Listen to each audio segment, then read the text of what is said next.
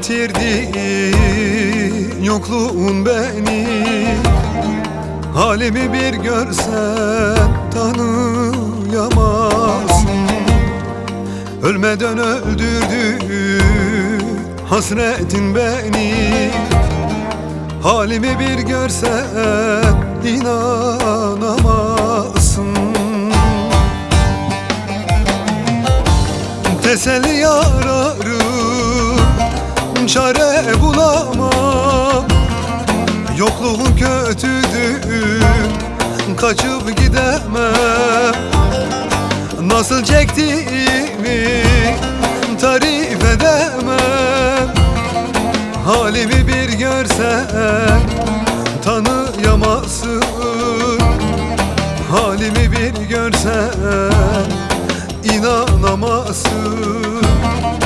Halimi bir görsen tanıyamazsın.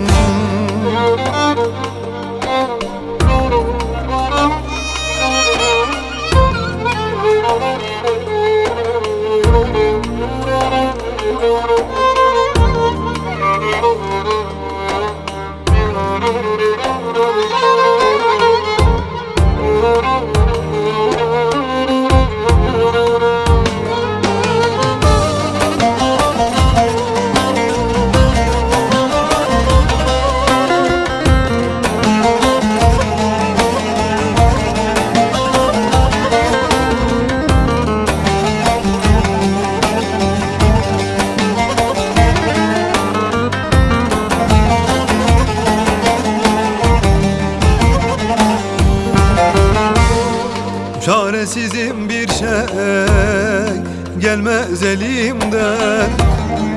Çıkmıyorsun bir an olsun aklımdan. Deliye dönmüşüm senin yüzünden. Halimi bir görsen tanıyamazsın. Teselli ararım, çare bulamam.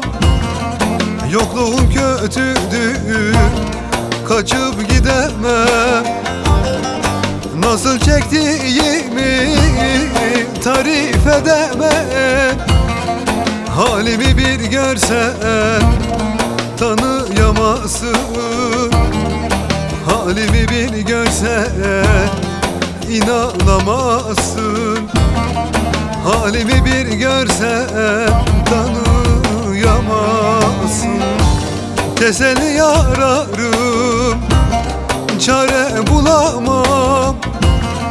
Yokluğun kötüdür, kaçıp gidemem.